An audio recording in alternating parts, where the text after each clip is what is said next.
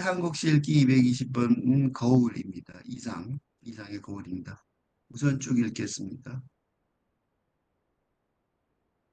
거울, 이상. 거울 속에는 소리가 없어. 저렇게까지 조용한 세상은 참 없을 것이요. 거울 속에도 내게 귀가 있어. 내 말을 못 알아듣는 딱한 귀가 두 개나 있어. 거울 속에 나는 왼손잡이요. 내 악수를 모르는 왼손잡이. 거울 때문에 나는 거울 속의 나를 만져보지를 못하는 구려마는 거울이 아니었던들 내가 어찌 거울 속 나를 만나보기만이라도 했겠소. 나는 지금 거울을 안 가졌소마는 거울 속에는 늘 거울 속에 내가 있어. 잘은 모르지만 외로된 사업에 골몰할게요. 거울 속에 나는 참 나와는 반대요마는 또 꽤 닮았어.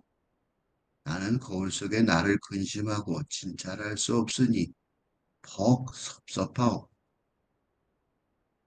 이 시는 처음부터 읽으면 좀 복잡하고요. 세 번째 연부터 읽으면 조금 쉽게 들어갈 수 있을 것 같아요. 그러니까 여기가 시를 뭐 어떤 때 이 시를 읽을 때 항상 처음부터 이게 그거는 이제 그 시인이 의도적으로 짜놓은 건데 어, 그러니까 시라는 작품으로 들어가는 입구를 찾자. 이게 자기 나름대로 이끄죠. 자기 나름의 입구를 찾자. 그러니까 어딘가 들어갈 구석이 있어요. 그러니까 첨등인 게 아니라 내가 이 시의 세계 속으로, 그죠? 이 시라는, 이 하나의 시라는 시의 세계, 작품, 그지? 보여주는 세계 속, 세상 속으로. 어디론가 그 세상 속으로 들어가야 되는데 그 자기 나름의 입구가 필요하죠. 이건 사람 만날 때도 그렇죠. 나는 그 사람을 잘 몰랐었는데, 음? 나는 어떤 사람과 오랜 세월 만났는데, 그날 그 사람의 집면목을 이렇게 말하는 거랑 비슷해요. 그러니까, 어, 시를 읽을 때 어떤 기준이 있는 게 아니라 자기가, 자기 나름의 입구라고 내가 말했는데 그건 무슨 소리냐면 자기 나름의 입구라는 게 뭐냐면 자기의 현재 시를 읽는 능력, 또는, 또는 자신의 관심사를 중심으로 어, 쉽게 접근할 수 있는 음, 길을 찾자라는 거예요. 그래서 내가 이 입구란 얘기를 했어요. 응? 어떻게 하는지 모르지만 쉽게 접근할 수 있는 길을 찾으면 제일 좋아요. 나는 하나의 기준을 말해주면, 근데 이제 나는 이거를 지금 읽어서 보여주는 거죠. 그러니까 나는 기준이 뭐냐면, 아무리 시라고 해도 글자의 하나의 대표적인 기준은 현실, 세계의 묘사, 직접적인 묘사 등, 응? 그러니까 시가 어렵지만, 그지? 이미지지만, 그래도 직접적인 소설 같은 묘사, 즉,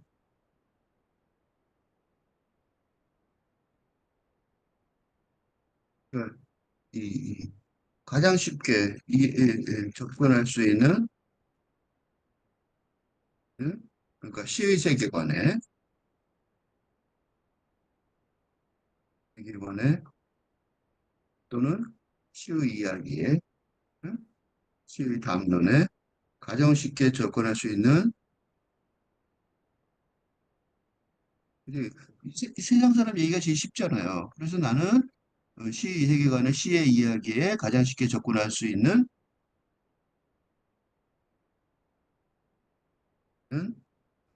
길을 찾는 것이 첫 번째. 제일 쉽잖아요, 원래. 그죠? 그래서 이제 그 이게 가장 쉽게 접근할 수 있는 길을 찾자.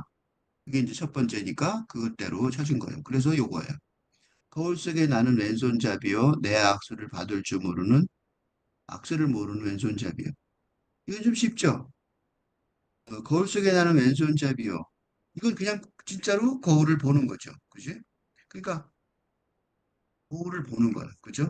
그러니까 그냥 이, 이 시의 이 나라는 거는 시의 나는 소설의 내레이터 같이 하자처럼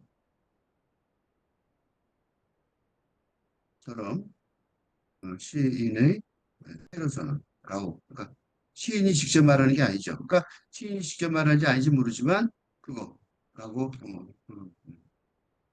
그 페르소나 나가 있단 말이죠. 그죠? 근데 페르소나가 아니어도 거울 속에 나는 왼손잡이요라고 말하는 누가 있어요. 그죠? 라고 말하는 어, 거울 속에 나는 왼손잡이요라고 말하는 그치? 요거는 직접 화법이죠. 따옴표가 앞뒤죠. 그치? 거울 속에 나는 왼손잡이요라고 말하는 페르소나의 바로 하죠. 페르소나가 말하는 거죠. 그치? 거울 속에 나는 왼손잡이요라고 우리한테 말하잖아. 이게 되게 쉽죠? 무슨 쉽게 할 수 있잖아. 그러니까 거울 속에 나는 왼손잡이요라고 말한단 말이죠. 그죠?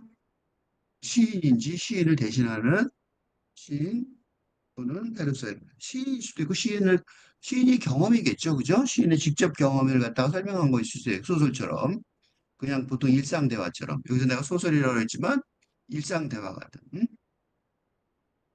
일상 대화 같은, 그죠? 그 거울 속에 나는 왼손잡이요. 그럼 시인이나 저 페르소나는 뭐예요? 오른손잡이, 그지? 오른손잡이.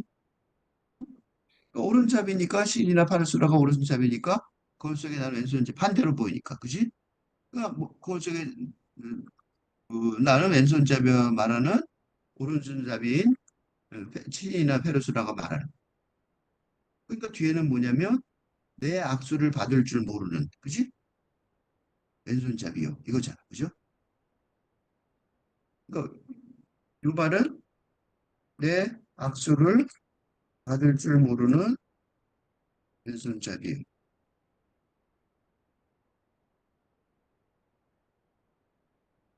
이게 하나죠. 그리고 또 하나는 뭐냐면 그리고 악수를 모르는. 이 두 개는 좀 달라요. 왼손잡이.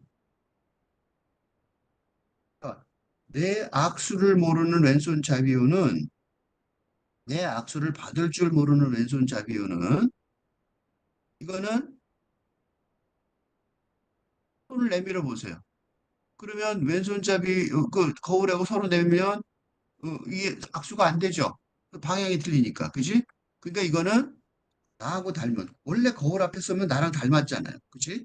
그러니까 이게 두 명이 있는 거죠. 그걸 알겠죠? 그러니까 이거는 전제가 뭐냐면 요 말하는 요 화자 이렇게 말하는 거울 속에 나는 왼손잡이라는 말하는 거는 두 존재를 상정하는 거죠. 하나는 화자, 현실 속에 현실 세상의 세계 속의 사람이고 다른 하나는 거울에 비친 이미지 요소의 그죠? 이거는요 굉장히 어떻게 보면 직물적이에요.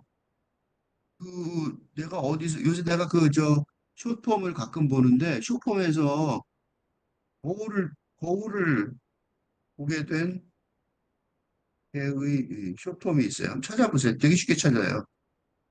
걔가 황당하다는 식을 쳐다보고 쳐다보다가 막 짖어요. 그지? 자기인 줄 모르고 막 짖는 거죠. 그죠? 그러니까 걔는 거울 속에 있는 사람도 그러죠. 이게 락강의 거울 단계죠.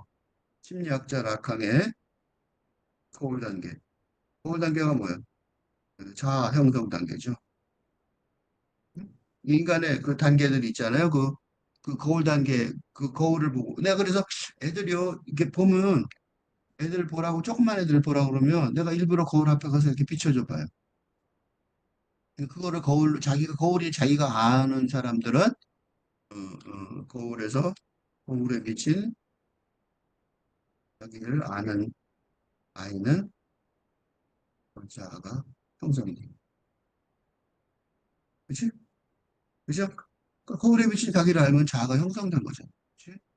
그러니까 거울 속에 나는 왼손잡이요. 이거는 저 거울을 보고 내가 누군지 모르는, 그지? 거울을 보게 된 개 쇼폼. 그러니까 자아가 없는, 응? 동물의 경우 원숭이는 거울을 보고 아는 것 같아요. 그러니까 원숭이는 훨씬 더 인간과 가까운 지능이 높다, 자아의식이 있다 이렇게 말할 수 있죠. 이거 모르고 오해할 수 있다. 응? 그래서 그 쇼폰을 보면 걔가 짖어요. 자기인데 막 으르렁거리고 어떤 놈이 하나 또 있는 거야. 막 이런 식이에요. 거울 속에 나는 왼손잡이가 그런 게 들어있단 말이죠. 그게 시작이에요. 그러니까 거울이라는 제목 자체가 거울이라는 제목 자체가 그 시작이란 말이에요. 그리고 이 시작은 굉장히 중요한 시작이에요. 왜 중요한 시작이에요? 땅이 이걸 쓴 1900, 이게 이제 어, 이종원 시인이 이거를 설명을 했는데 1933년 10월 카톨릭 청년지에 발표된 작품이라는 거죠. 이 당시의 기본 모티브인 거울을 노래한다고 말했고, 거울은 여기서 자아분열 또는 두 자아의 대립을 형성화됐다고 이승훈 시인이 그 이상시 전집에서 설명하고 있어요. 그걸 갖고 내가 몇 개를 인용을 할 거예요, 계속. 여기서.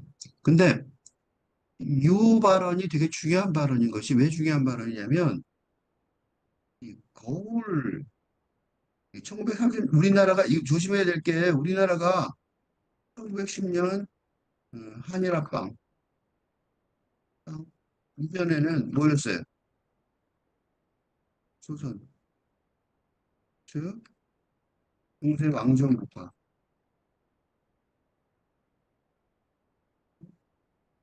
이게 중요한 거예요. 그러니까 1910년 이전에는 우리나라는 근대 국가가 아니었어요. 그것 때문에 계속 이게 언제부터 근대 국가가 됐느냐 갖고 우리나라가 언제 생성됐냐 갖고 그 정치권을 심각하게 싸움 나는 경우 많죠. 그 이유 중에 하나가 우리는 근대화가 정상적으로 이루어진 게 아니라 어거지로 이루어진 거죠. 일본이 와갖고 그죠? 그래서 일본도 한국도 일본은 메이지 유신을 통해 인위적으로 자연스럽게가 아니라 자연스럽게가 아니라 인위적으로 근대화가 엘리트에 의해서 엘리트 계급에 의해 근대화가 강요되듯 진행된. 일본은요, 그래서 지금도 자민당이 거의 독재죠. 그건 왜 그러냐면요, 이때부터 그래서 그래요. 응? 그 일본 자민당의 독재가 지속되는 일본 원인이기도 하다. 그러니까 일본 국민들은 당연히 그 시키는 대로 하는 게 국가 생각부터 계속이니까. 그죠? 그러니까 우리도 근데 일본에 의해서 이렇게 됐을 때 우리도 그게 근데 너 그러니까 서구의 근대화가 일본 문명을 거쳐 도입되었다. 볼 수 있어요. 그러니까 이 근대 의식이라는 것 자체가 한국의 근대 의식은 어떻게 왔냐면 어떻게 왔어요?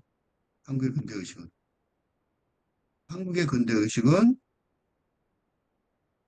한국의 근대 문화는 어떻게 왔어요? 그러니까 언어를 통해서 그죠?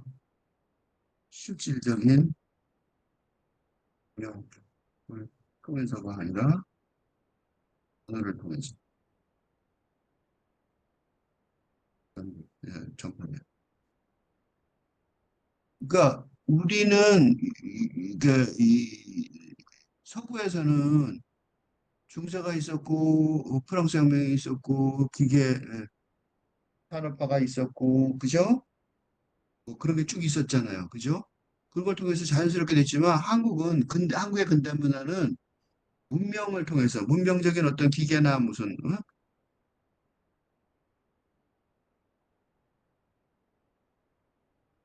실험과학 같은 거 그런 거 거의 없단 말이죠.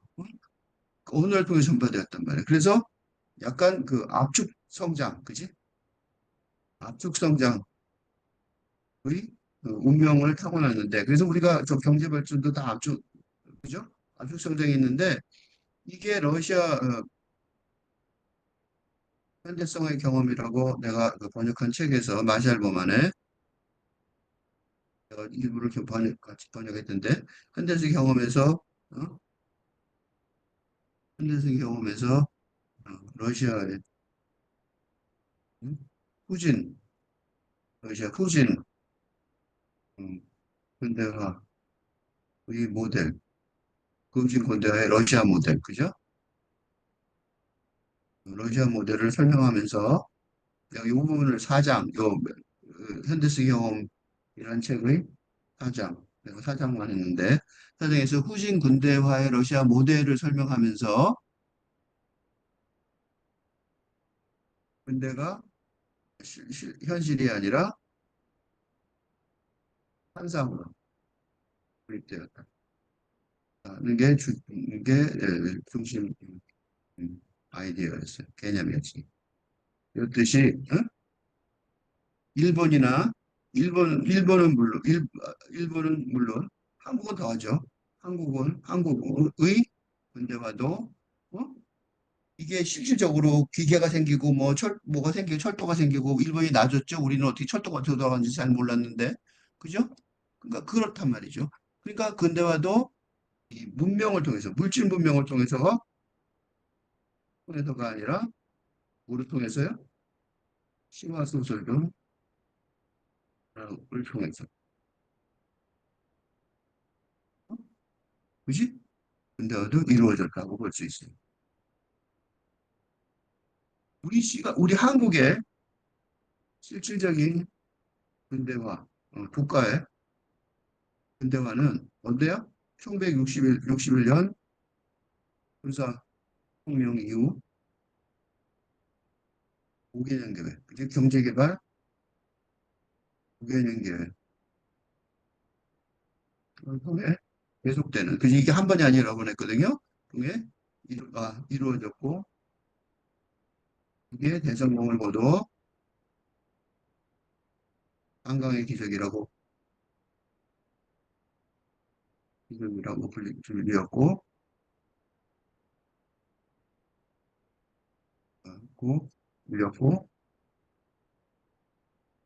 지금은 선진국이 되는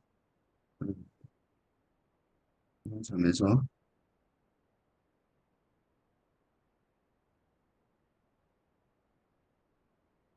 그래서, 음, 세계 역사상 유례 없는 모델이 되고 있다. 그래서 그래요. 그러니까 이게 왜 내가 이게 길게 얘기했냐면 조금 전에 한 얘기죠. 거울 속에 나는 왼손잡이요. 내 악수를 받을 줄 모르는 악수를 모르는 왼손잡이요. 이걸 설명하려고 그러는 거예요. 이게요 어마어마한 업적이라는 거예요. 이게 이상이 이게 단순한 얘기가 아닌 거죠. 그지? 그러니까 몸만 있는 게 아니라 요 위에 거는 내 악수를 받을 줄 모르는 왼손잡이요. 이거는 거울의 이미지와 나라는 사람의 이중성. 그지? 이 경험을 한 거죠. 그러니까 둘이 다른데 그게 앞에 있는데 그리고 악수를 모르는 왼손잡이였 때문에 내가 지금 길게 설명하는데 이건 무슨 소리예요? 악수를 모르는 왼손잡이라는 다른 존재. 그쪽에 있는 애는 나와 다른 현실의 나와 다른 존재가 거울 속에 있다는 자의식이 생기죠. 그죠? 이게 뭐냐면 근대 시작점에 내가 맨날 말하는 워즈워드의 I wonder lonely as a cloud.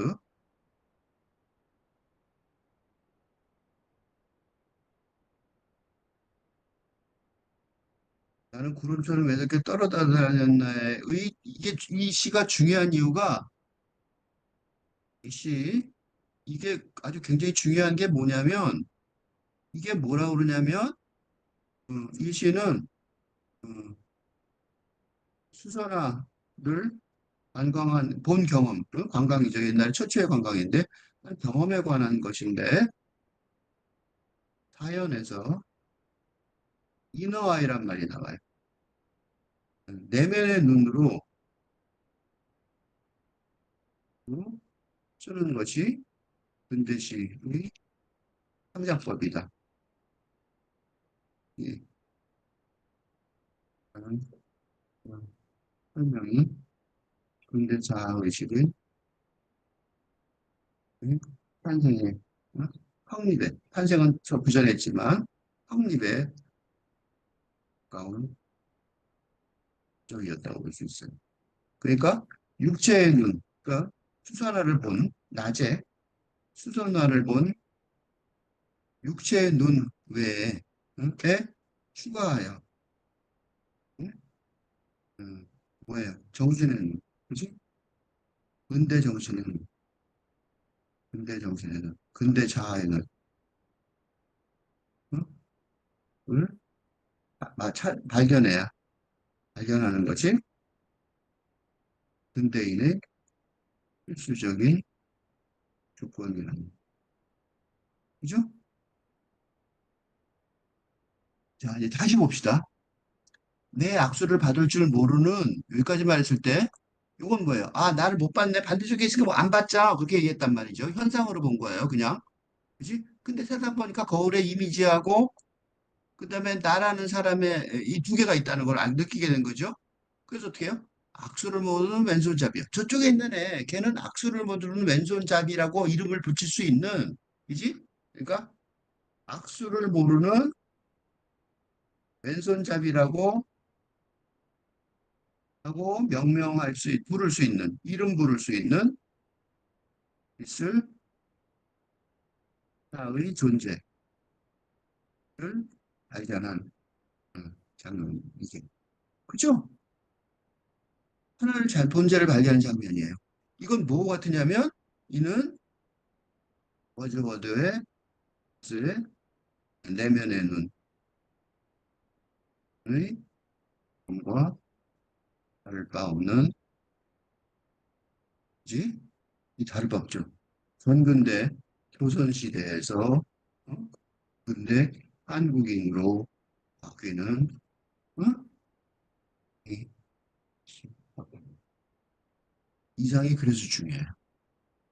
그래서 이는 이상, 윤동주, 김월등 물론 소설가 되어 있지만 강수, 뭐다 괜찮아요. 김동인 등 또 시인과 소설가들이 한국인의 근대적인 자아 정체성을 도입하고 교육하고 내모했다는 것을 알 수 있고 하루 이런 점에서 우리가 이들 시인을 주목히 평가하고 좀 윤동주 뭐 엄청나죠? 그게 바로 이런 거란 말이죠. 우리가 근대인이 어떤 건지를 우리가 여기서 배웠어요. 우리가 근대인이 어디서 배웠냐면 여기서 배운 거라고. 이게 바로 우리가 지금 살고 있는 우리가 살고 있는 근대인이 되게 만든 그런 바로 그 장면이에요. 응? 그게 근대인의 장면이란 말이죠. 근데 그 좀 쉽게 쓴 사람이 윤동주죠. 저 윤동주 많죠. 서시도 그렇잖아요. 내 자신이 솔직하고 깨끗하게 살자. 그지? 그건 뭐야? 밥만 먹고 사는 게 아니라 뭐가 더 있다는 거잖아. 그지? 응? 윤동주 서시가 그런 거잖아. 그래서 어마어마하게 중요한 거란 말이죠. 근데 또 하나 중요한 거는 이 아까 본 것처럼 그 러시아의 근대와 달리 여기다 써야 되는데 하나 어디 있죠? 러시아의 근대화 아까 조에서 썼나? 그 러시아와의 근대와 달리 연결 쓰지 않고 여기다 쓸게요. 러시아의 환상 그러니까 실질이 아닌 그 현실에 적용되지 못하는 환상으로 근대화를 러시아의 문학이 받아들였던 반면에 우리의 문인들은 응? 지금의 현실에 바로 적용이 되는 응? 뭐야 그러가? 하나로 근대화를 건강하게 병적으로 받아들인 거죠 러시아는. 점이. 그럼에도 일제시대부터 한국 문학의 이를 러시아 문학의 영향을 크게 받았다고 평가합니다. 우리나라에서 그래서 도스토옙스키, 톨스토이 이런 사람이 엄청 유명하죠. 그건 너무 당연한 거예요. 근대화가 되는 모델이었으니까 러시아가. 그래서 받아들인 거. 그다음 봅시다. 그래서 이제 그거를 평가하는 거예요, 이번에. 거울 때문에 나는 거울 속에 나를 만져보지를 못하는 구려마는, 그치? 그러니까 거울 때문에.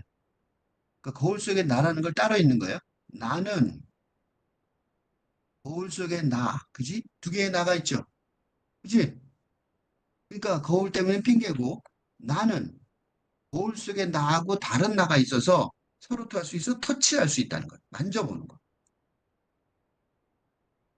이걸 이승훈 시인이 뭐라고 했냐면 거울 밖에 나와 거울 속에 나의 접촉에 불과한 이유는 거울 때문임 하고 설명을 했어요.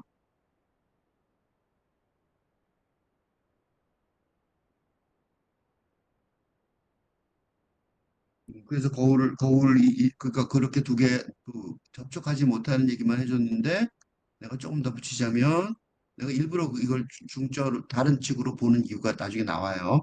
어쨌든 우선 요것만 해도 충분히 이해가 되죠. 그래서 위에 있던 이거는 그냥 경험이었는데 이 경험이 뭐가 돼요?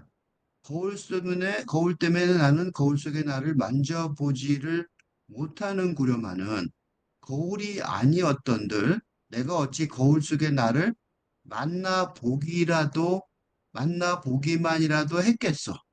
그치?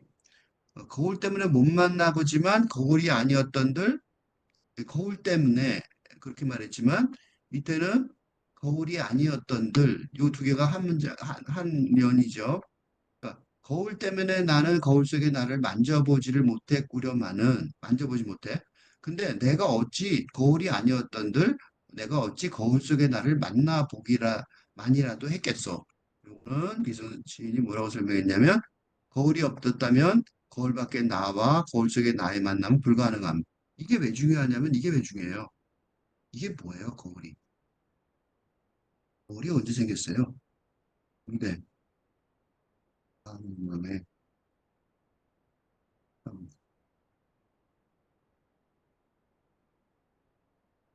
아니요. 근데 광운명의 생산물이 겨울로 인해, 그지? 근대 자아의식이 형성되었다고 할 수 있습니다. 이 거울이 얼마나 중요한 거냐면요. 이, 저, 헐리우드 만화 영화에도 그런 거 많이 나오는데, 사실은요, 아프리카의 그 상아가 옛날에 그 보석이었어요. 상아. 그게 방제, 19세기 말 보석으로 취급되었던 그래서 상하가 이게 홍콩이나 이런 데 가보면 지금은 상하는 아무것도 아닌 것처럼 보이는데 상아가 그 말하자면 도장이나 반지나 뭐, 뭐 장식품이나 뭐 제작되던 상아는 19세기 말 보석으로 취급되었는데 응? 상어가 보석으로 취급되었는데 그 상어는 어디서 주로 나와요? 아프리카 그 이게 뭐야? 상어는 코끼리의 어금니죠. 어금니가 길게 자란 거죠. 그래서 이 19세기 말에 그 사람들이 그래서 아프리카로 모험 그냥 풍토병에 위협을 무릅쓰고 3분질이 죽었대요. 주고 일확천금. 그러니까 떼돈 벌려는 사람들이 그지? 일확천금 을로인 유럽인이 가난한 유럽인이죠. 가난한 유럽인들이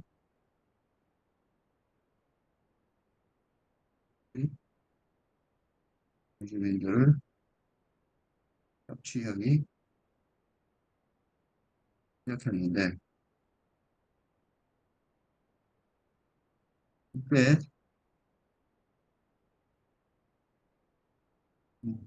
유리구슬과 우리 중요한 소관 그 사람들은 엄청날 거 아니에요. 우리도 신라 시대에 그 국립중앙박물관 가보세요. 그러면 이 왕족이 쓰던 유리 그 구슬이 있어요. 유리 뭐가 있다고 장식이. 그러니까 그 옛날에는 이 유리는 엄청난 상품이에요. 그 보석에 가까운 거죠. 왕비만 가질 수 있는 그 정도란 말이죠. 그지? 그리고 이 착취가 시작되고 이 착취가 결국 뭐로 가요? 원주민들을 착취하는 거죠. 그래서 노예를 만들기 시작한단 말이죠. 시작은 요거였어요. 나중에 노예를 만들죠. 그러니까 여기서 중요한 말은 내가 왜 이 삶을 길게 했겠어요? 거울 때문이죠. 거울. 거울 때문에 나는 거울 속에 나를 만져보지를 못하는 구려마는 그치 거울 속에 나가 저기가 있는데 자하고 나하고는 연결이 안 되는 거죠. 그런데 다시 그게 우선 그렇게 반응을 봤어요. 그런데 이거 앞에 거는 경험이고 바로 앞면의 뭘로 인한 직접 경험에 관한 뭐예요? 사상적인 아니, 토론, 축구, 영상이 진행되고 이게 이게 이상이 놀라운 점이에요. 그냥 아프리카인들하고 다르죠. 우리는 거울을 보고 그지?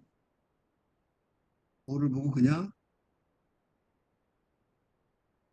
거울을 보고 그냥 와 이쁘다, 뭐 갖고 싶다 이게 아니라 이게 도대체 무슨 의미인가를 설명한단 말이죠. 무슨 의미가 설명돼 있어요? 거울이 아니었던들 이거 되게 중요한 말이 아니었던들 내가 어찌 거울 속의 나를 만나 보기라도 했겠어. 근대 문명에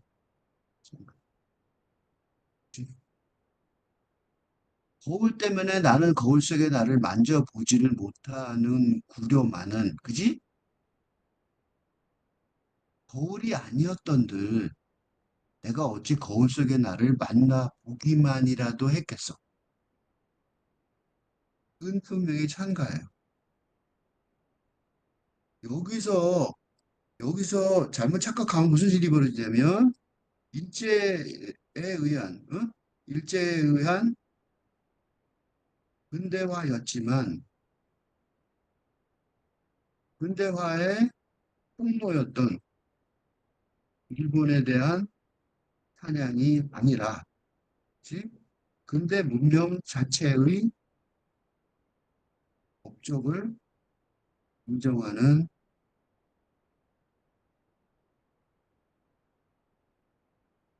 되게 중요한 거예요. 그러니까 거울을 찬양하는 거지 일본 애들이 군대 문명을 들어와서 찬양하는 게 아니란 말이죠. 이게요, 이상이 마지막에 죽어가면서 이상이 폐병으로 죽어가는 몸을 끌고 동경 등, 그 동경이나 권태 등 뛰어난 술기를 동경에서 죽기 전에 쓰는데 이상이 동경에 간 이유는 근대를 직접 경험하고 그리고 수필에서 보면 그 당시에 특히 동경 같은 수필에서 보면 수필에서 보면 일본의 근대화된 머리 등 문명에 아주 실망하는 글을 남기고 런던도 그러니까 이거는 유럽의 서부 유럽의 핵심이죠. 둘이 다를 바가 없을 것이라는 소회를 남기는데 이는 뭐냐면 이는 놀라운 발견이 아니었단 말이죠. 이는 이상이 자신의 글 전반에서 드러냈던 뭐지? 자신감의 표현이라고 여기죠.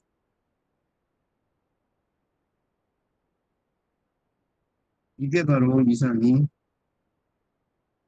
뛰어난 시인이며 한국을 대표하는 시인으로 자랑스럽게 내세울 수 있습니다. 그때 우리는 식민지고 아무도 모르던 한국말로 쓴 시지만 세계적인 수준에서 봐도 그래서 서양에서 이상시를 보여주면요. 서양 사람들하고 혹시 얘기할 때 우리 한국 시를 소개해달라 그러면 이상시 이 거울을 소개해줘 보세요. 대강 번역해서 설명해줘도 기절해요. 이게 1933년에 쓴 거라고 이렇게 말하면요. 자기네가 말하는 위대한 시인들하고 별 차이가 없다는 사실을 깨달을 거예요. 아직 근대화도 안 됐었는데 그거 생각해 보세요. 우리는 그 세상에 얼마나 자랑스러운 시인인가 쉽게 알 수 있죠. 그죠? 이게 바로 근대화 담론이란 말이죠. 어? 근대화 담론이에요. 그지? 그러니까 근대 문명의 업적을 인정하는 거예요. 거울 때문에 나는 거울 속에 나를 만져보지를 못하는 구려마는 하고 앞에서 얘기했던 얘기를 이어받으면서 경험을 이어받으면서 뭐라 그러냐면 반성하는 거죠. 다시 생각하는 거예요. 사상적으로 검토해 보는 거죠. 거울이 아니었던들 내가 어찌 거울 속 나를 만나보기만이라도 했겠어. 그죠? 당당하게 근대 문명의 이 길을 찬양하고 있어요. 일본에서 들어온 거기 때문에 기분 나빴을 텐데도 어느 정도는 생기는 게 하나도 없죠. 당당하게 받아들여요. 일본이 온 게 아니라 근대의 내용이죠. 그래서 그렇게 말하니까 어떻게 말할 수 있냐면 이런 당당함이 이런 이상의 근대 문명의 그러니까 이상은 뭐라 그랬냐면요. 19세기 시기라는 단편 소설도 있지만 이상은 자신의 전근대성, 근대성,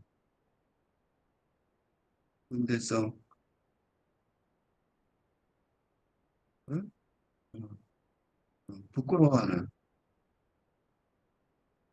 음, 음, 부분을 많이 남겼는데 그의 뭐 거몽이란 그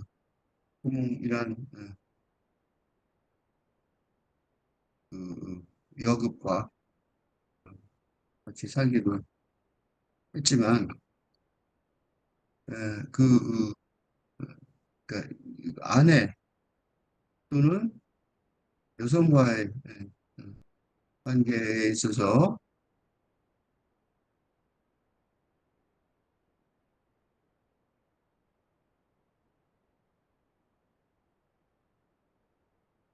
그래서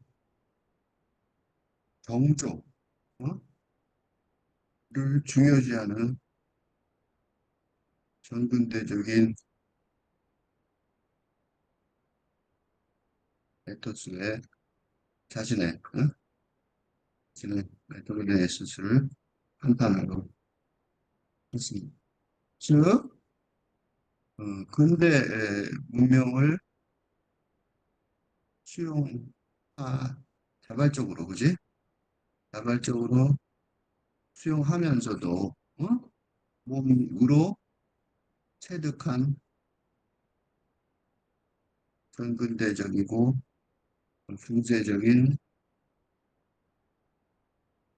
어, 자세를 버리기가 쉽지 않았기 때문입니다. 응? 이게, 이게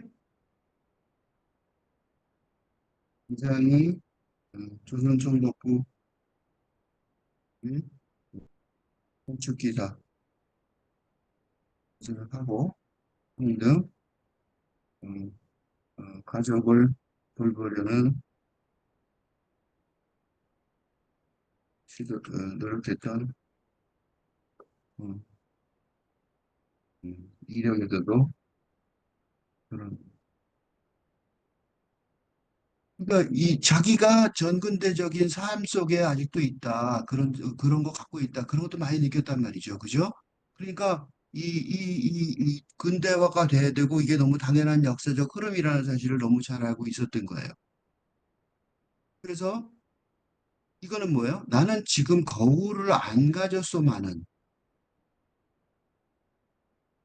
거울 속에는 늘 거울 속에 내가 있어. 거울 속에 나는 자아의식은 이건 뭐냐? 한 단계 더 나간 거죠. 앞에 거는 요 앞에 연에서는 거울 때문에 나는 거울 속에 나를 만져보지를 못하는구려마는 거울 아니었던들 내가 어찌 거울 속 나를 만나보기만으로도 했겠어. 이건 개인적인 경험이죠. 이거는 뭐예요? 나는 지금 거울을 안 가졌소만은 그러니까 거울이라는 도구를 통한 직접 경험에 의한 만 의존하는 근대 의식이 아니라, 그지? 거울 속에는 늘 거울 속의 내가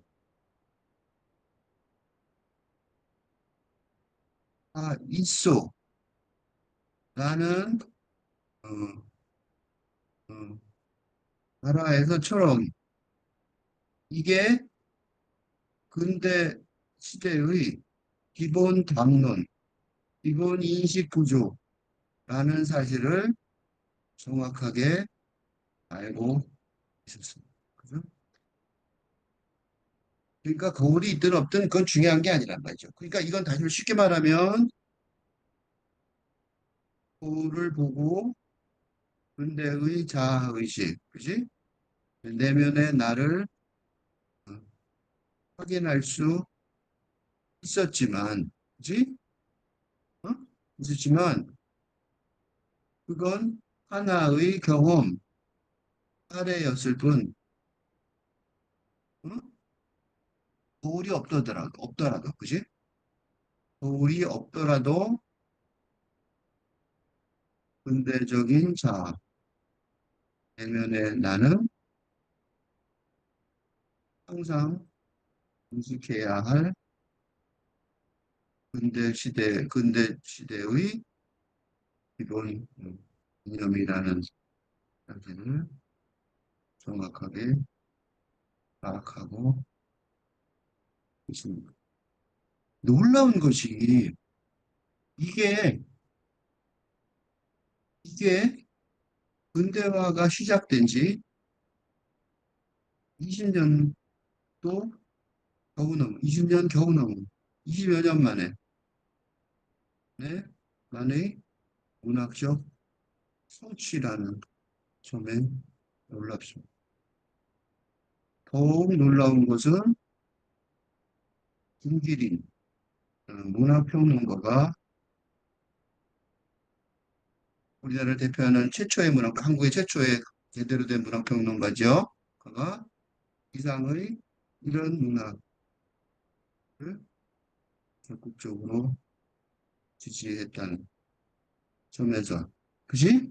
이건 뭐야? 그러니까 단지 한 사람의 어떤 한 개인의 현재적인 성취라기보다 한국 문학의 한국 문학 전체의 업적이라고 하지. 그게 더 감동적이고 놀라워요. 그지? 그러니까 나는 지금 거울을 안 가졌어만은 거울 속에는 늘 거울 속에 내가 있어. 그렇죠? 잘은 모르지만 외로된 사업에 골몰할게. 이 외로된이라는 단어가 좀 어려워요. 외로된 무슨 이상한 단어죠? 그래서 보면 외로된 사업에 관해서는 이승훈 시인의 이상시 선집에서 뭐라고 설명하냐면 잘못된 사업, 어긋난 사업 이런 김열교 평론가의 말이 있고 또 주체적 자아에 대한 업무 문덕수 시인이 있고 그다음에 홀로 하는 혼자만의 사업 김승희 시인이 해석했다고 인용을 해놨습니다. 최근에 더 있겠죠. 근데 나는 저기 우리말 쌤이라는 사전에서 보면 나라는 외로 될지 바로 될지 알지 못하는 이기일반인 마당에 외로된 건 나쁘게 된다는 소리죠. 바로는 옳게 된다는 소리고. 그러니까 나쁘게 될지 잘못될지 바로 될지 바로 되지 못할지 이런 말이 되잖아요. 이 위기열반을 마당에 저 혼자만 계집들을 비고 몰래 향락을 하다니 말이 되는 소린가. 박정화 임진왜란에 나온 구절이에요. 그러니까 외로된이란 말이 여러 가지로 번역될 수 있는데 우선은 잘못된 사업이라는 거죠. 잘은 모르지만 잘은 모르지만 잘못된 또는 뭐라고 그랬지? 외로움, 그지? 등으로 번역할 수 있을 텐데, 그지? 이것도 놀라운 업적인 게 겨우 근대 문명의 문화의 수준을 파악하는 지경에 있는 시민지 조선의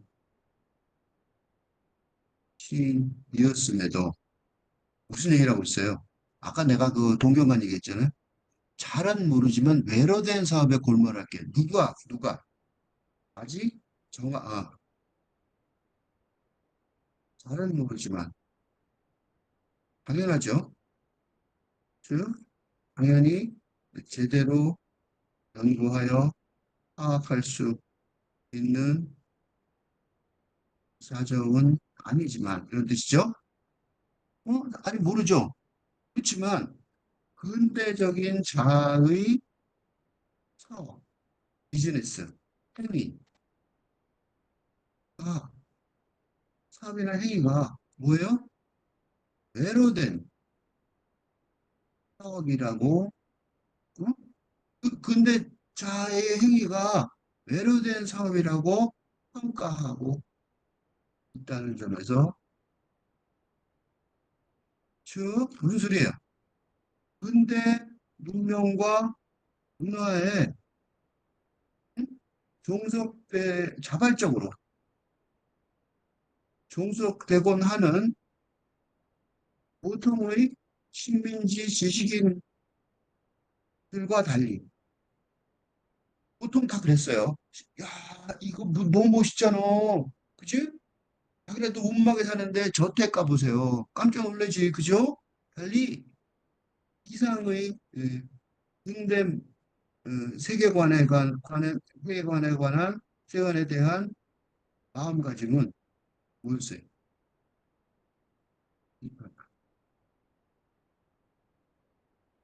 지금 근대 문명의 위력 지금도 생각해 보세요. 지금도 지금 탈근대 시대에도 큰 자동차,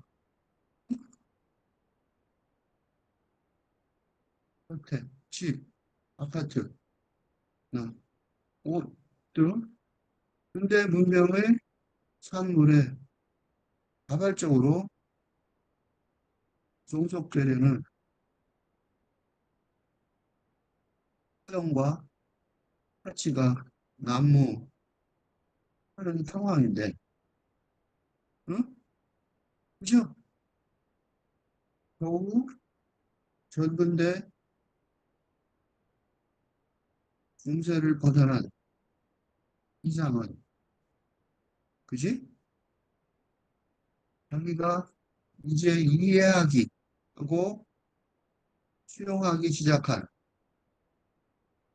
현대 문명과 문화의 한계를 벌써 파악하고 있었다는 사실을 어떻게 해서 이런 느낌이 들죠? 어떻게 알게 된 거야, 이거를? 그지? 그 설명을 하려고 내가 이렇게 길게 설명했어요. 그거는, 그거는, 사실은, 유럽에서 1890년, 1920년의 연에는 동안 모더니즘 운동이 전개되었는데,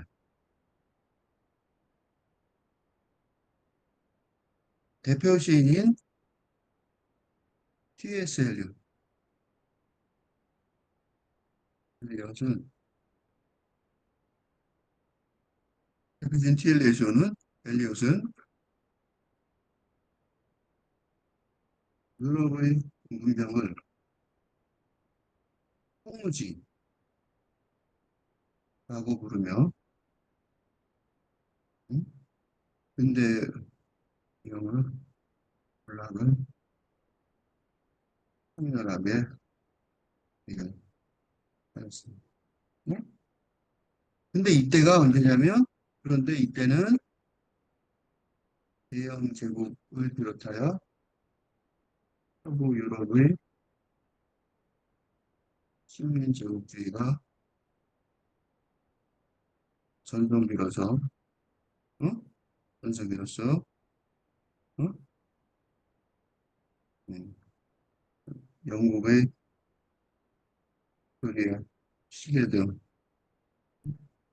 경제적 그리고 정치적인 영향을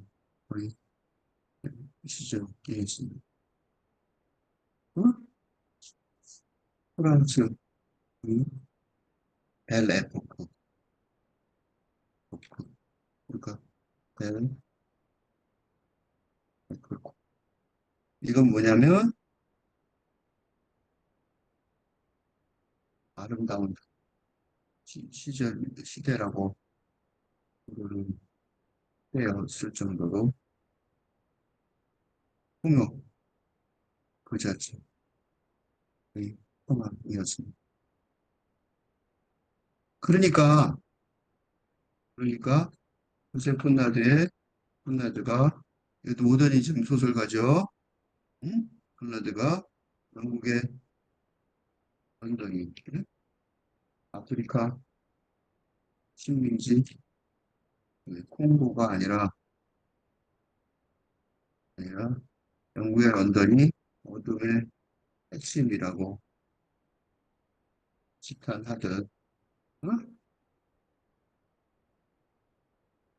이 모더니즘 예술가들이 아주 소수였지만 근대성의 몰락을 소리 높여 하는 때였습니다. 일본을 통해 한국으로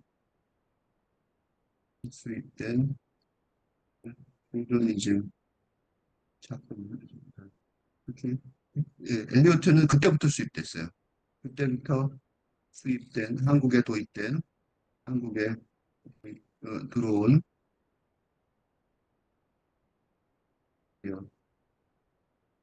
통해 어? 근대가.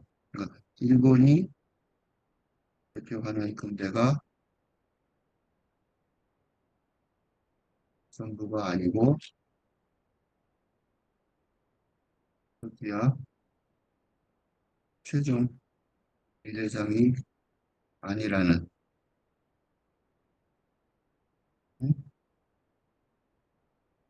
음, 모더니즘 사상의 영향을 받았을 것으로 추정.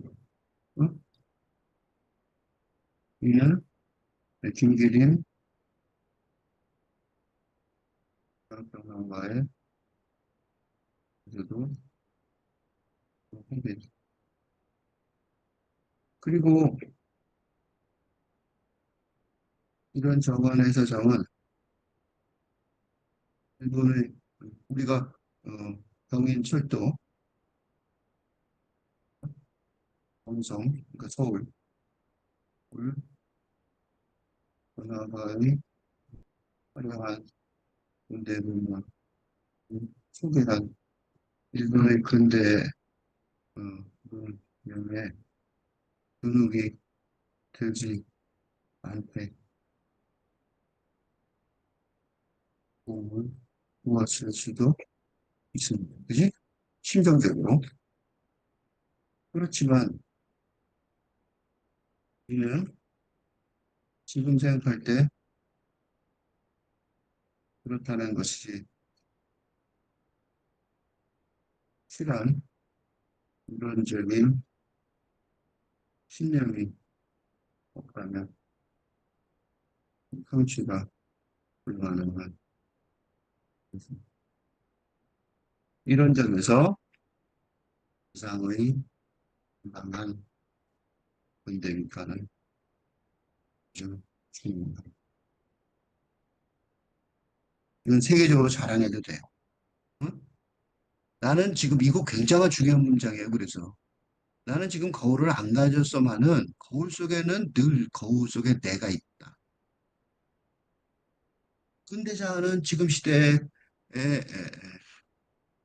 인간성이다. 그렇지만 아직 잘 모르겠다. 내가 뭐 자료를 많이 하는 것도 아니고 우리는 뭐 들어온 책도 없고 잘 모르겠지만 그래도 걔는 외로 된 사업에 골몰할 거다. 바로 된 사업이 아니다. 잘못된 일이다. 근대가 최종 보스가 근대인이 최종 보스가 될 수 없다. 일본인도 그렇고 라는 거죠. 마지막 연은요. 거울 속에 참 나는 거울 속에 나가 나왔죠. 이제 드디어. 그래서 이제 이그 뭐랄까 이 근대 비판은 여기서 결론을 내려요. 거울 속에 나. 이 근대인이죠. 그지? 근대적 자아죠. 거울 속에 나. 아, 어? 근대자. 뭐라고 썼어요? 참 나와는 반대어만은 또 꽤 닮았어. 참 나와.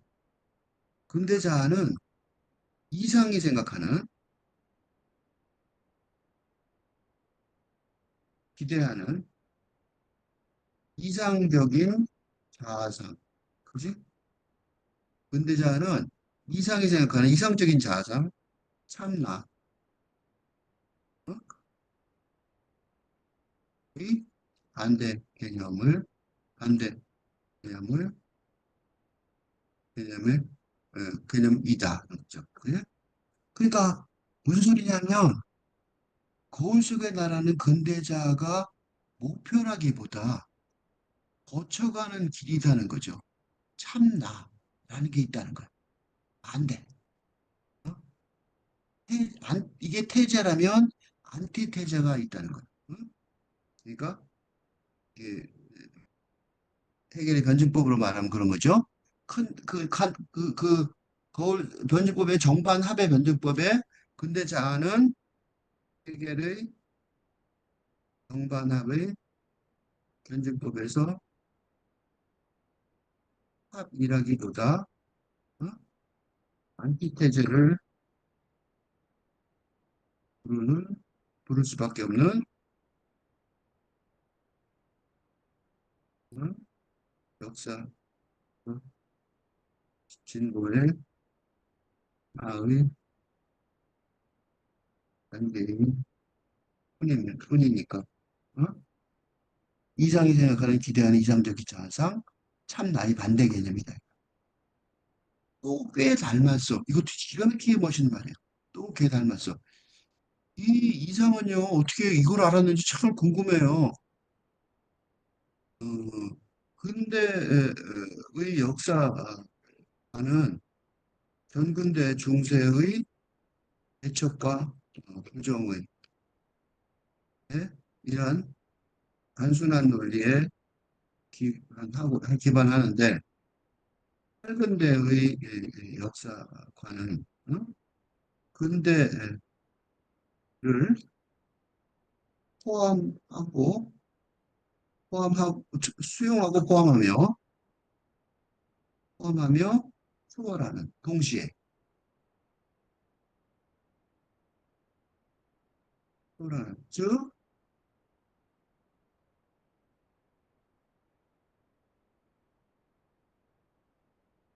초월의 전략을 기본이다. 즉 근대의 인식 체계 세계관을 부인하지 않고 그죠? 그러니까 거기 뭐예요? 또 꽤 닮았어. 라고 거울 속에 나 나는 근대 사의식을 받아 수용하듯이 수용하며 서도 응? 참나라는 칼근대의 의식으로 해야 한다는 것인데 자크 데리다의 책은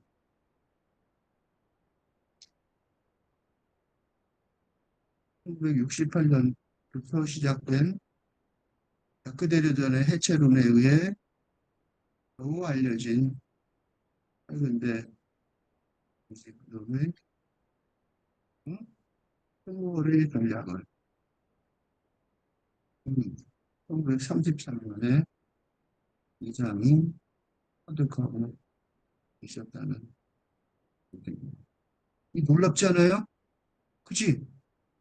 그러니까 거울 속에 내가 참나라가 와야 되는데 거울 속에 내 이 근대사는 참나가 돼야 되는데 왜냐면 반대잖아요. 반대. 그러니까 거울 속에 나를 반대해요. 그러니까 초월해야 돼요. 부정하고 초월해야 된단 말이죠. 근데 뭐라고 했어요? 반대어만은 꽤 닮았어. 또 꽤 닮았어요. 초월의 전략이요. 포월의 전략이라고. 놀랍죠? 지금도 포월의 전략, 이거를요, 내가 설명을 많이 했지만, 그거 아는 사람 드문 것 같아요. 이 이상은 30만 년도에 알고 있고, 더 놀라운 거는 김기림이 이런 전략을 공유했다는 거예요. 평론가. 놀랄 노자죠. 나는 거울 속의 나를, 그래서 뭐라고 썼어요? 근심하고 진찰할 수 없으니 퍽 섭섭하고. 아직 나는 겨우, 겨우, 그지? 겨우 식민지, 그러니까 전근대에서 벗어나는 근대화가 도입되는 식민지의 지식인이니까. 거울 속에 나를 이해하기가 어렵고 만날 수도 없죠. 제대로 이해하기도 어렵고 만날 수도 없고 나는 19세기식이라고 말한 것처럼 19세기에 중세에 갇혀 있는데, 그지? 한국적 중세에 갇혀 있는데, 그렇지만 거울 속에 나를 무비판적으로 뭐라 그럴까? 모방하려는 게 아니라 근심하고 진찰하고 싶어 한다는 거죠. 이 진찰이라는 말은 다른 시에서 1, 2, 3, 4 써 있는 시에서 나오죠. 진단 의사가 이상이었죠. 뒤집어져 있다. 그 뒤집어져 있다는 건 누구예요? 근대적이죠. 근대 세계관이죠. 거기서 나왔어요. 진찰한 결과를 그, 그건 다른 시니까 자세히 설명할 건 없고 하여튼 0과 1이 쭉 써 있는 숫자 써 있는 거 있죠? 그 시가 그거예요. 진찰한 결과물이죠. 뒤집어져 있다. 그러니까 근대가 뒤집어져 있다. 0이랑 0부터 1까지, 1부터 0까지 10까지 지나가는 그 숫자의 세계, 그러니까 과학의 세계, 수학의 세계죠. 유클리드 수학의 세계인데, 그 수학의 세계, 그 세계가 뒤집어져 있다는 게 그 진단인데, 그가 근심하고 진짜할 수밖에 없어. 근데 나를 악망하고 사랑할 수 없어서가 아니라, 근데 거울의 속에 나를 근심하고 진찰할 수 없어서 섭섭하다는 거야. 정확하게 파악해서 그 넘어갈 길을 찾아야 되는데 그걸 못 해서 섭섭하다는 거야. 두 개 안 했죠, 앞에. 여기서요, 요거 있죠, 요거. 요거는요, 연을 가리는 게 아니죠. 요 표시는. 요 표시는. 요거는 일부러 쓴 거예요. 세계관의 변화예요. 그러니까 이게 하나하나가 한 시 한 편이라고 봐도 돼요. 요거 한 시 한 편, 시 한 편들이 많. 그래서 내가 중간에 끊고 이렇게 내려온 거예요. 이게 만약 연이었다면 끊기 좀 어려웠을 텐데 세계관이 왕청 다른 전혀 다른 세계관이죠. 그러니까 요 하나로 요것만 가지고 시가 한 편이 될 수 있어요. 사실은. 그리고 요것도 시가 한 편이 될 수 있고. 그래서 여기가 다 시가 끝나는 전혀 다른 세계관이 열린다. 그런 의미에서 이게 쓴 것 같아요. 앞에 두 개가 있어요. 하나는 거울 속에는 거울 속에도 이 두 번, 그것도 앞에 거는 게 아니라 두 번째 거 먼저 읽을 텐데. 왜냐하면 여기 보면 근심하고 진찰한 얘기가 나와 있어요. 뭐냐면 거울 속에도 내게 귀가 있어. 그죠? 그 나의 현실에 나의 내면의 나를 반영한 어? 미메시스죠. 거의 베낀 거죠. 모방한 거죠. 그게 거울이죠. 그러니까 현실의 나를 반영하는 내면의 나를 말하는데 그 내면의 나에게도 뭐가 있어요? 그 귀가 두 개 있다. 귀가 있다는 거야. 그죠? 거울 속에도 내게 귀가 있어. 그죠? 근데 뭐라고 썼어요? 내 말을 못 알아듣는 딱한 귀. 시작부터 있었어요. 두 개나 있어. 내 말을 못 알아듣는 딱한 귀. 지금 무슨 소리예요? 이상 시인이 응? 이미 파악한 건데, 이거는 응? 하늘 주고 싶지 근데는 다 이제 않다면 한달 이제 그런 얘기죠. 이상 시인이 이미 파악했단 말이죠. 근대를 뛰어넘는 자아의식을 찾았는데 그 자아의식이 이 거울 속에 귀가 있는 그 귀에 들릴 리가 없다는 거죠. 그지? 이거 어디서 본 것 같은 거죠? 그 예수가 신약성경에서 가장 많이 한 말하는 거죠. 난 이거라고 생각하는데 중 하나인 하나가 뭐냐면 음, 그중 하나인 음, 들을 귀가 있는 자는 들으라.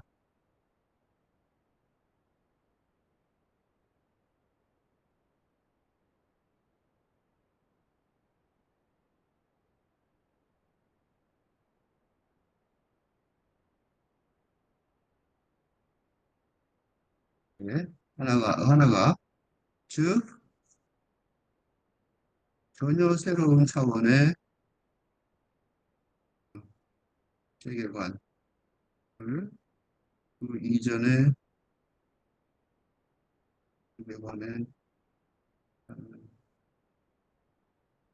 하면 소리는 듣겠지만, 들리겠지만, 그 깊은 의미는 파악할 수 있을 것이라는. 이처럼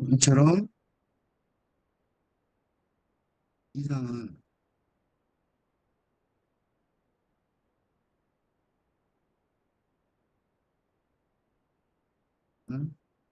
얘네 할근대죠. 다람쥐,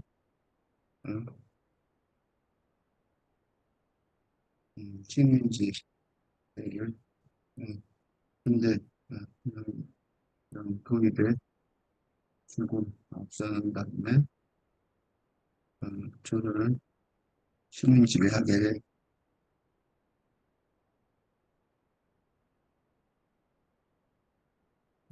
일본 우리 근대 분명 파산에 대한 현대적 방식 내면의 자 그러면 이 타근의 자의식을 내면의 자아로는 우리가 고개라도 바라는지 북한 소설은 선언. 그죠? 그러니까 거울 속에도 내게 귀가 두 개 있어. 거울 속에는 근대적 자아한테도 귀가 있단 말이죠. 내게 귀가 있어. 내 말을 못 알아듣는 딱한 귀가 두 개나 있어. 못 알아들을 거다 이거지. 어?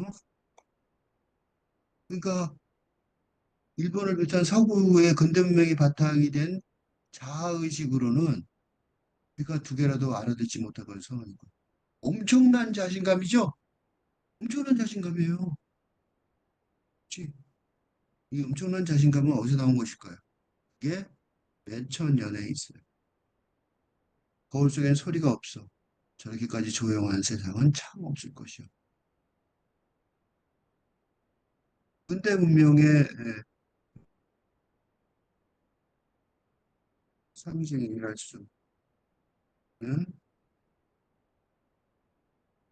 거울의 특징 중에서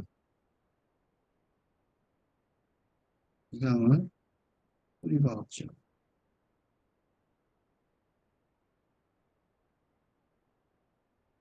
이렇게까지 그지? 어디에도 없는, 그지? 참 없어요.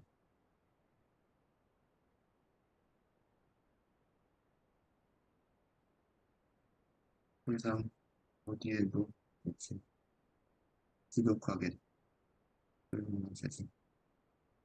이렇게까지 조용한 세상이라는 점을 특히 응? 상징이 거울에는 여러 가지가 있죠. 거울의 특징은 조용한 게 먼저가 아니죠. 조용한 건 그런데 이런 특징은 사실 거울의 거울의 용도 중에서 용도에서는 거의 언급이 되지 있는 이런 그죠? 조용하다는 것. 거울이 조용해서 봐요?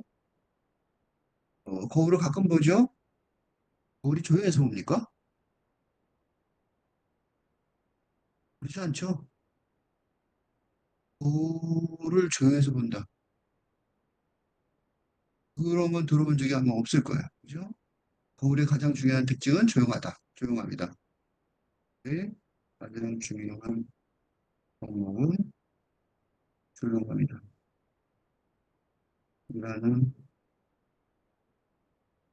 분석을 생각해보세요. 거울의 가장 중요한 덕목이 조용합니다. 라는 분석을 어디서 볼 수 있어요? 하고 군대 담론에서 찾아보기 어려운 네? 그죠? 그치? 이게 어디 있어요? 어디인 줄 아세요? 근대 담론에서 찾아보기 어려운 담론이에요. 그런데 이런 덕목이 최근 강조되고 있는 분야가 하르트, 홀레, 나, 틴나탄, 뭐 많죠? 굉장히 많아요. 그지? 뭐 어디 있냐? 뭐 굉장히 많지. 뭐 람다스, 어, 마하르시,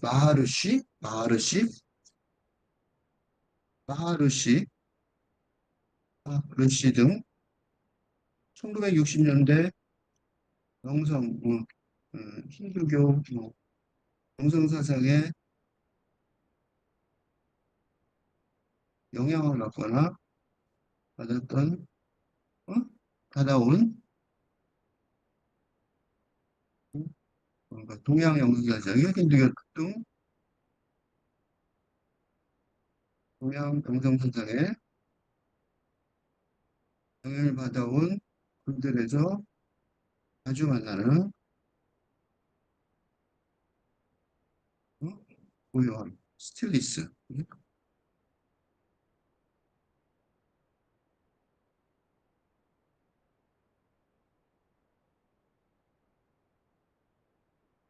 그리고 최근에는 뭐야? 최근에는 마음챙김, 마인드풀리스, 명상에서도 공부등이 고향의 개념에서 어, 아주 등장합니다. 이게 지금 최근이죠. 최근 언제냐? 1990년 이때예요.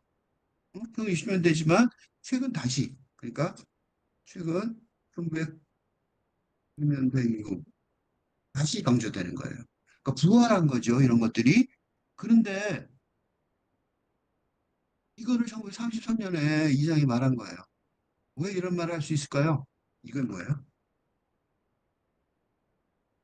그런데 이는 불교경의 무교나, 그치? 네?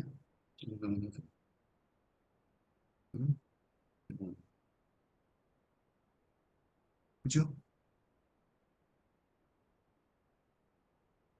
그러니까 이상이 모더니즘 운동의 활근대성을 쉽게 수용할 수 있었던 건 한국인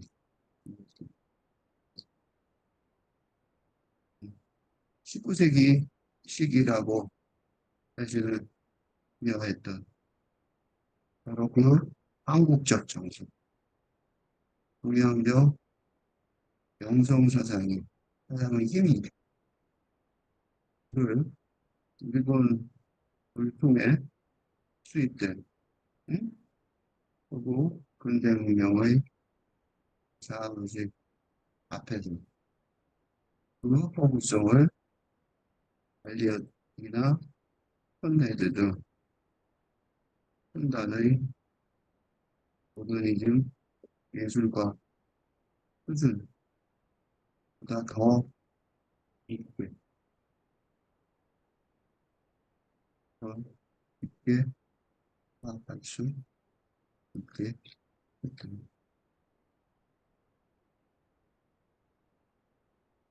현재 한국의 K컬처가 문화가 세계의 시비가 주류가 되어가고 있는데 이게 일시적인 현상이 아니라는 이 근거가 여기에 여기에 있습니다. 우리가 해야 할 일은 굉장히 이동집에는 굉장히 중요한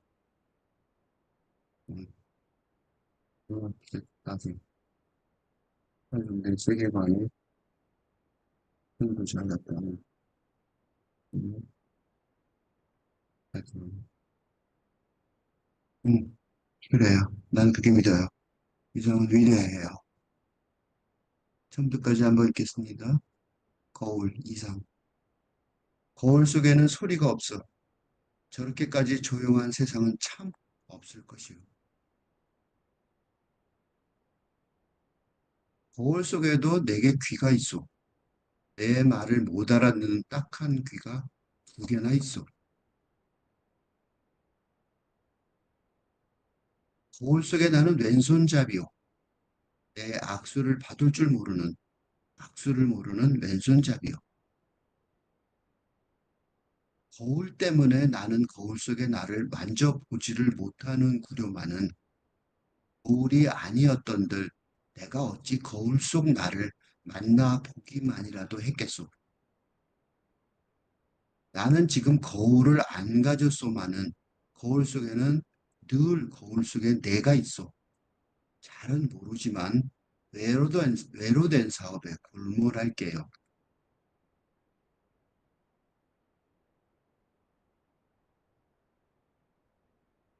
거울 속의 나는 참 나와는 반대여만은 꽤 닮았소. 나는 거울 속의 나를 근심하고 진찰할 수 없으니 헉 섭섭하오.